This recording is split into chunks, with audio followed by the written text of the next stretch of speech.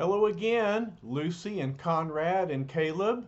Do you remember last story as it ended? We looked ahead to the next adventure and we saw that Giant Man will be fighting the Wasp.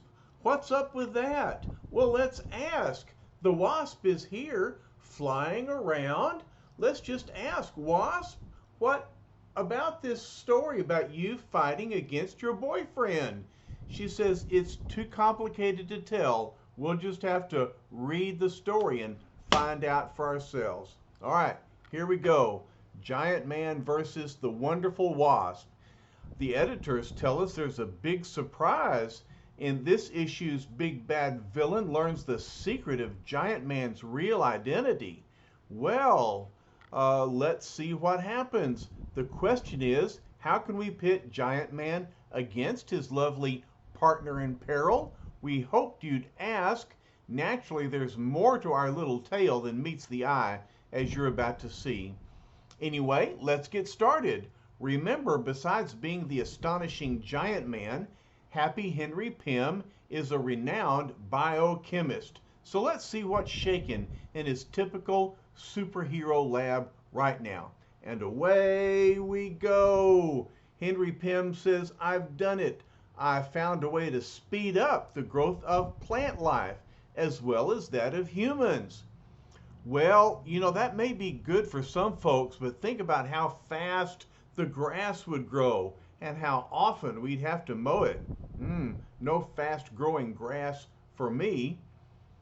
But he thinks it'll be a great boon for the have-not nations of the world. It will enable them to more than double their food supply. So that's a good deal. Plants would grow twice as big.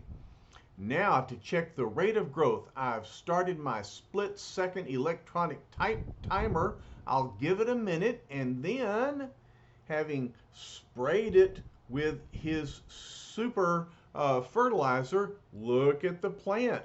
It's already starting to grow. After less than 20 seconds, I've made it too effective. It's growing too fast. It's out of control. That's the trouble with scientific miracles. Sometimes they get out of hand. Anyway, before a full minute has passed, Happy Henry finds himself behind the biochemical 8-ball.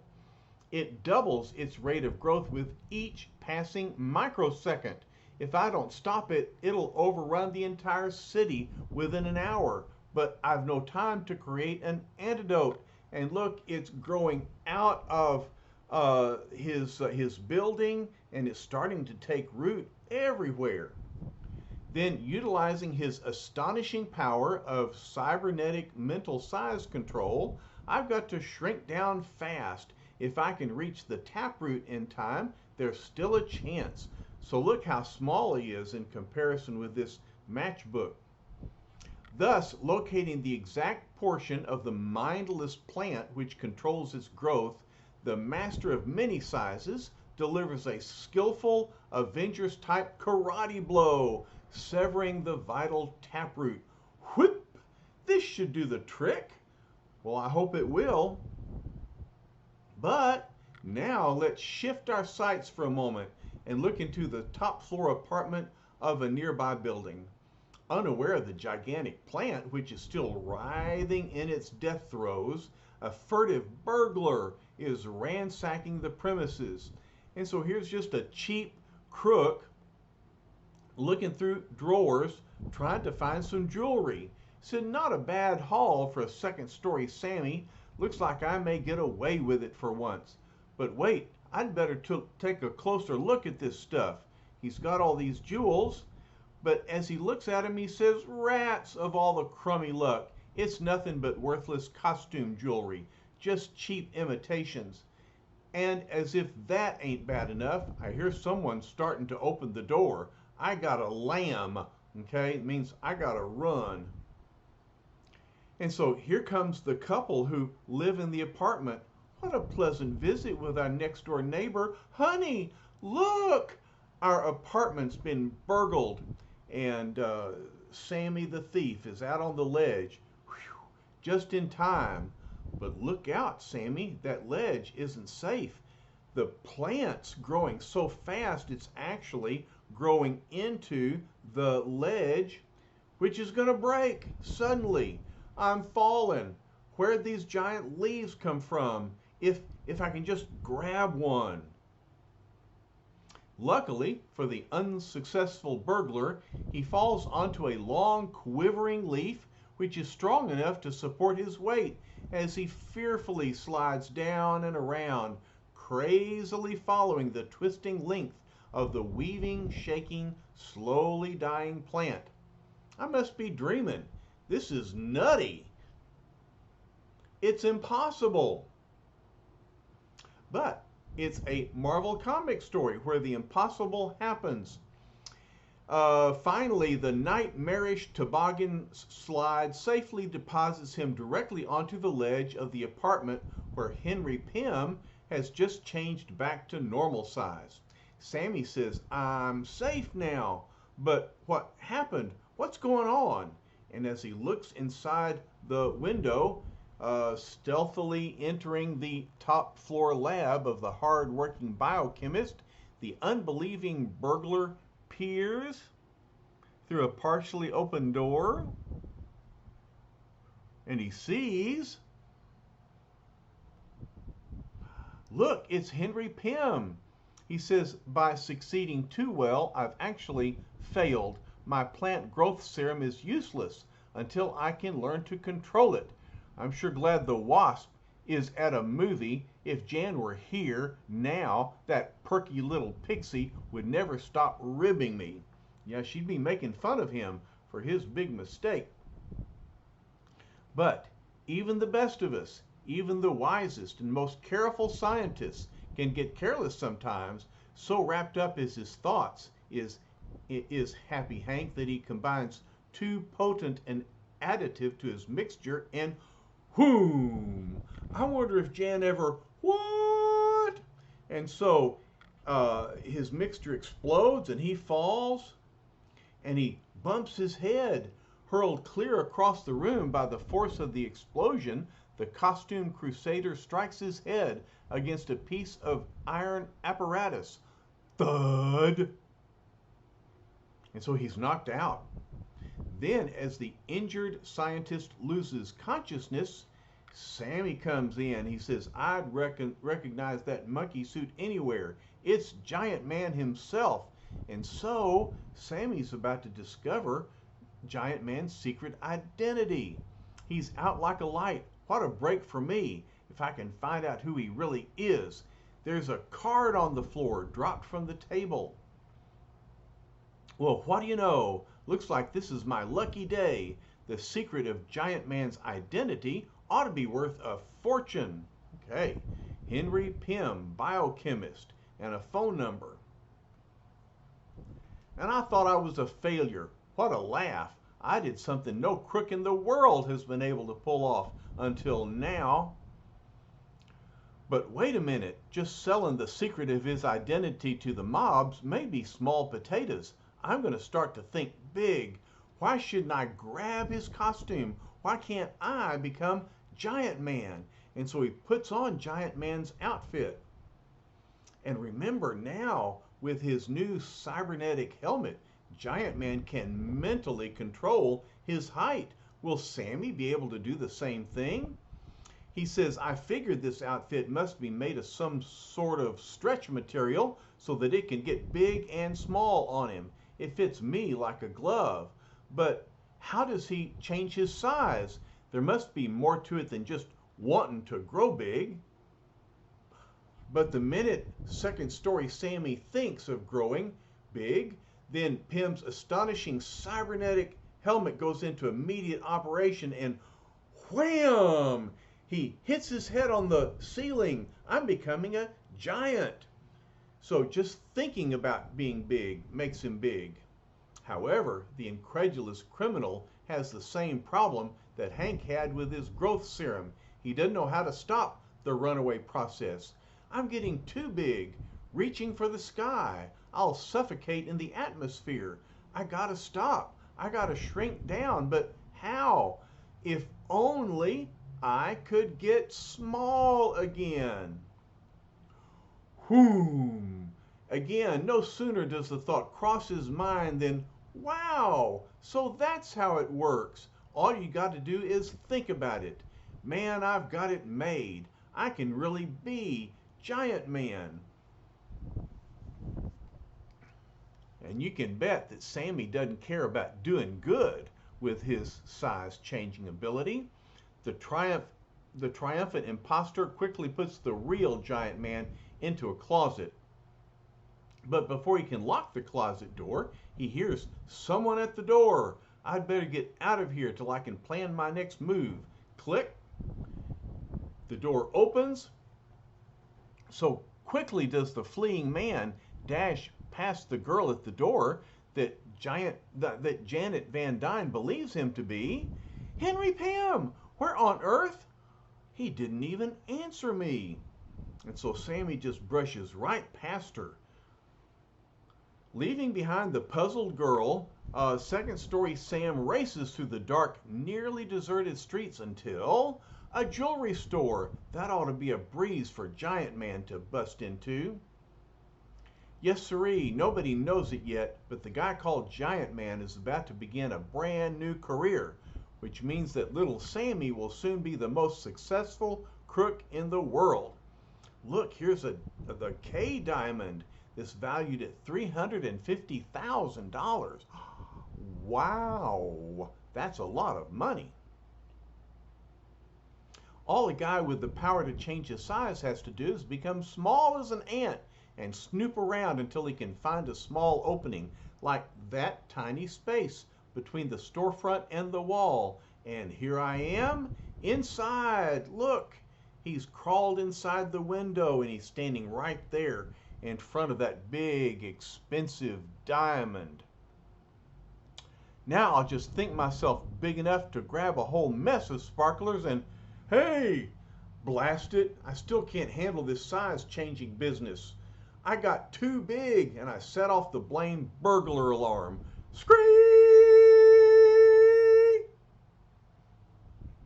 Suddenly panicking as he hears the sound of approaching police sirens, the erstwhile jewel thief again shrinks to ant size, hiding among the display of gems.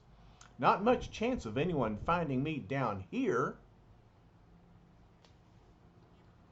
Meanwhile, as the police squad cars converge in front of the jewelry store, one additional stalk has taken root, still saturated with Pym's potion, and it now begins its phenomenal growth, causing a new menace to spread over the city.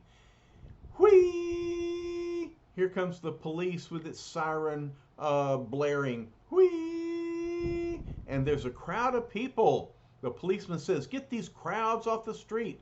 We'll have to declare martial law, which means a curfew and everything. But then the jewelry store owner appears. He says, I don't understand. Nothing seems to be missing. The policeman says the thief was probably scared away by the growing plant. You'd better get home now. The streets are dangerous till we find a way to stop these giant vines. But there's the Wasp. She says my cybernetic helmet is tingling. Giant Man's helmet must be nearby, causing this reaction.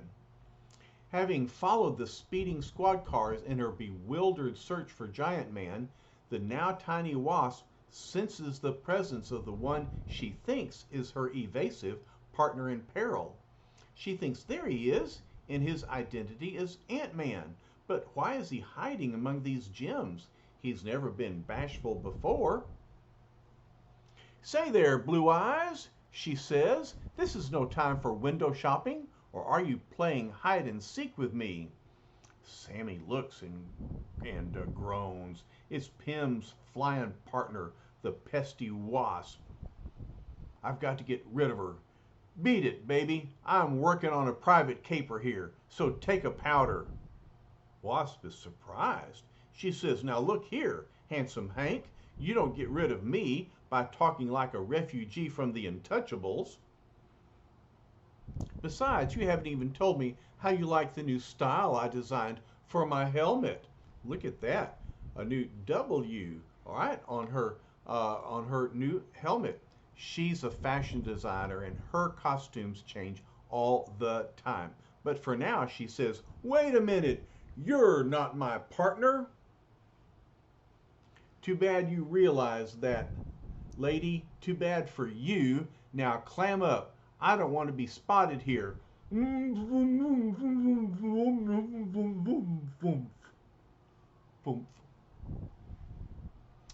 Whoever this is, she thinks, if he has Hank's costume and the power to shrink to ant size, how did he get it?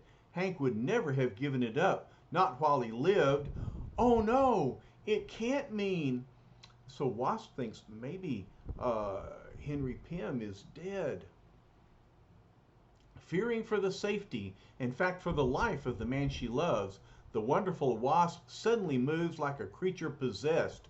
With a skillfully executed surprise judo maneuver taught to her by her missing partner, she quickly flips the bogus Ant-Man off his feet. She thinks, I've got to learn what happened to Hank. He may still be alive. He may need me. And Sammy goes, what? What's going on? Momentarily hurled off balance by the unexpected force of the Wasp's gyration, her bewildered foe lands painfully amidst the sharp facets of the precious gems. Remember, we talked about facets of gems before, the little places that are carved out of a diamond to make it shine more brightly. He says, ow, being this small as this, the edges of these jewels feel like cactus needles. Pointy. Uncomfortable. But his problems are just beginning. Next, the vengeful Wasp pushes a small display case over, bombarding him with falling pins, clasps, and brooches. She moves so fast, I can't figure out how to stop her. And look, here is a little a straight pin that could hurt if it pointed in the right direction. There, that ought to hold you, says the Wasp. He's dazed, too confused to think of becoming Giant Man. Now it's my chance to learn the truth. All right, mister, I'll give you one chance to talk. What happened to Giant Man? Answer fast or I'll fix it so that you can never get out from under those stones. You can't scare me, baby. Everyone knows that you and the other Avengers have sworn never to take a human life if you can help it. Perhaps, she says, but I'm a woman, remember? And you know what they say about females changing their minds. Sammy says, you wouldn't, would you? Well, no. Meantime, in the street outside, the gigantic, ever-spreading plant continues its awesome rate of growth unchecked, breaking through the pavement itself, overturning parked cars, and generally spreading confusion throughout the area. If it isn't stopped, soon we'll have to evacuate the entire city. Man, Henry Pym has gotten himself into big trouble with his big plants. At that very moment, in Henry Pym's silent lab, the shrill blare of a telephone bell cuts the stillness as the mayor's emergency council summons all biochemists to seek their aid. So Henry wakes up and he thinks the ringing phone brought me back to consciousness. Lucky the closet wasn't locked from the outside. He answers the phone and says, what? The plant is still growing, posing a deadly danger to the entire city? Quickly hanging up, the startled chemist rushes to the window and he sees, I thought I had destroyed the main tap root, but there must have been another one. But how can I find it now? The growth process has spread too far. Look at how the plants have just taken over the city. And Hank doesn't even know. He's got a worse problem than that, with a crook running around in his Giant Man outfit. Then suddenly, the last bits of memory come back to the valiant Avenger as his mind now clears completely. Where's my costume? Good question. Wait, I remember now. That explosion, it knocked me out.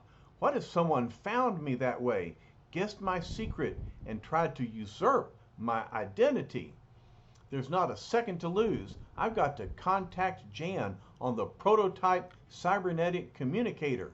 I'm in luck. She's in costume. She'll read me instantly through her helmet. And just as predicted, the Wasp does receive Hank's urgent signal as her heart begins to pound with relief. Hank, it's you! You're alive! You're alive! But in that joyful split second, Jan has momentarily forgotten her foe, who has managed to wriggle free of the gems and who also receives the message through his cybernetic helmet. Jan, says Hank, be careful, you're in danger. What? And over here, Sammy says, I've still got a chance if I can slam this lid down in time. I did it. By the time she gets out of there, I'll have lost myself in the city before Pym can find me. Clack! And so he snapped her inside a jewel case. But Jan says he thinks he's in the clear. He doesn't realize Hank is ordering one of his winged ants to the scene immediately. But Sammy thinks, I've beaten them both. I'm not a small-time flop of a crook anymore. I'm the most powerful criminal of them all. And sure enough, no sooner does the most powerful criminal of them all reach the street, still ant-sized, than he hears the swish of swooping wings and finds himself whisked high into the air by a seemingly gigantic flying ant. The ant, of course, is regular size, but to tiny Sammy looks big. And Sammy thinks, I can't save myself. If I think myself any taller, I'm liable to be too heavy for him to hold, and he'll drop me to my death. And so Sammy's in a bad fix.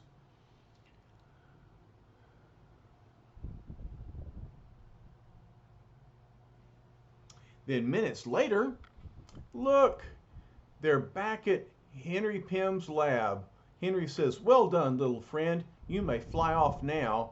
So, he says to Sammy, you thought you'd impersonate me, hey? Become normal. He said, become normal size so I can get a look at you. I'll do better than that, smart guy. I'll think myself bigger than normal size and I'll pulverize you on my way up. But second story Sam soon learns that it takes more than a costume to make a successful, super-powered fighter. Handsome Henry's years of training pay off in spades. Whap! Didn't it occur to you that I'd nail you before you could grow past me? And so as he grows, Henry uses his fist to hit the face of Sammy, and then with his erstwhile foe blissfully counting sheep, he knocked him out. Hank puts the world-famous costume upon its rightful owner once more and prepares to tackle the menace of the growing plant. Attention all ants, assemble your numbers. Top priority, you must find the main root of the plant, which is threatening the city. That is all. So, Giant Man with his cybernetic helmet communicates with his ants, and they go to work. And so Henry thinks the cybernetic communicator will transform my messages into thought impulses, which the ants can understand. And now I've got to shrink down fast and be ready for action. What luck! He says as he runs off. They found it already. It's not far from here. Perhaps I'm still not too late.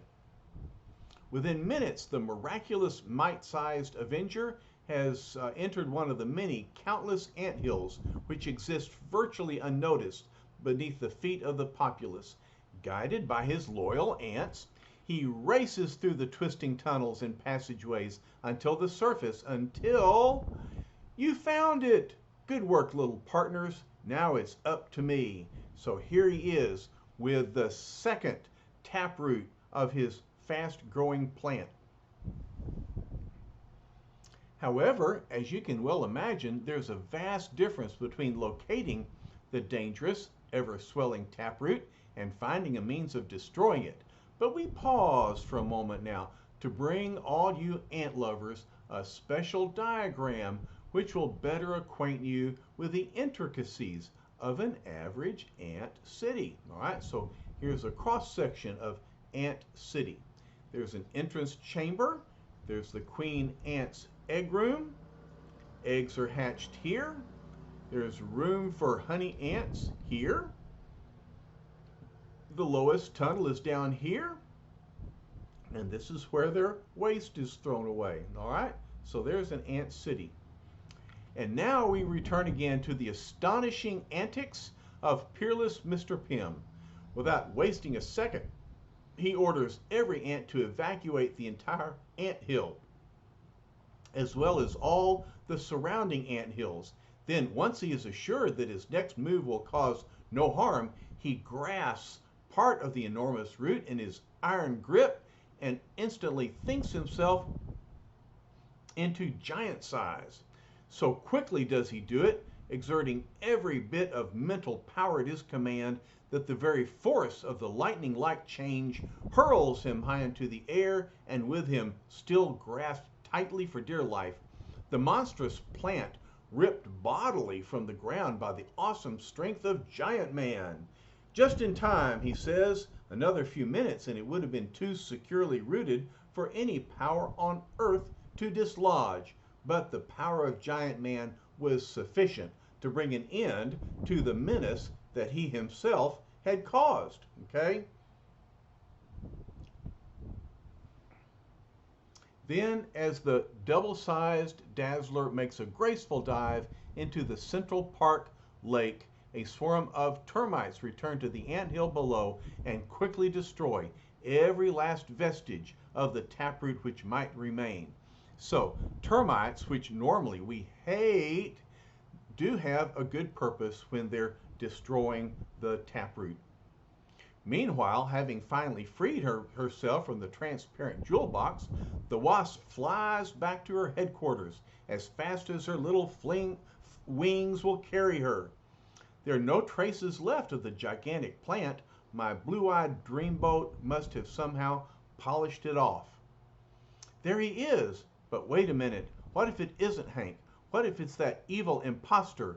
I'd better take no chances. And here's Henry Pym on the phone. You say you want the whole story? Sure, boys, come on up. I'll be glad to give you an interview. And thwop, the wasp stings Henry. She says, my wasp sting will keep him quiet long enough for me to make certain. What? You nutty little featherbrain. Is that the way you greet the ever-loving Prince Charming, who spends all his time keeping you safe from harm? Oh, Hank, honey, it is you. I'm so glad. He says, so am I. If that's the way you greet your boyfriend, I'd hate to be one of your enemies. And then the newsmen burst in. Giant Man, you promised us the story of how you destroyed that fantastic growing plant. This is front page stuff. Let's get a shot of Giant Man and the Wasp together. Here's another reporter. I'm from J. Jonah Jameson's Daily Bugle. We want to do a feature on you. And the other reporter says, say, who's that fellow with you? A new assistant? And look, it's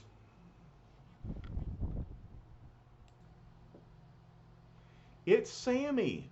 But he doesn't seem so lively and braggadocious as he was before. Giant Man introduces him. Not exactly, boys. You might say he's a friend. He was just passing by, and so he dropped in. Wasp whispers, Henry J. Pym, you know he's the one who fought me before. What's going on here? Wait till we're alone, pretty gal, and I'll tell you. So there's something fishy going on here. But the reporter says, okay, grab all the pics you can, boys, while I ask the questions. Finally, after the interview, when everyone has left, Janet asks, how could you let him go, Hank? He knew your true identity. Not quite, Jan, answers Henry. We biochemists know a few little tricks too. I just happen to have some memory loss serum lying around. He doesn't even remember he had been a crook, and he'll go straight from now on. Well, isn't that ironic? Henry Pym gave some memory loss potion to his enemy, and now his enemy is a friend, or at least is someone neutral. All right, was that a fun story? What did you think, Wasp? Did you like that? Wasp likes stories that she gets to be a bigger part of, and certainly that was one of those stories. All right. Well, what's next? I'm not sure. Don't have another Giant Man and the Wasp story to tell you, so I'll have to figure something out. But I guarantee I'll have a story for you very soon. All right, and you'll have fun, won't you? All right, y'all. Love you very much. We'll see you later. Bye-bye.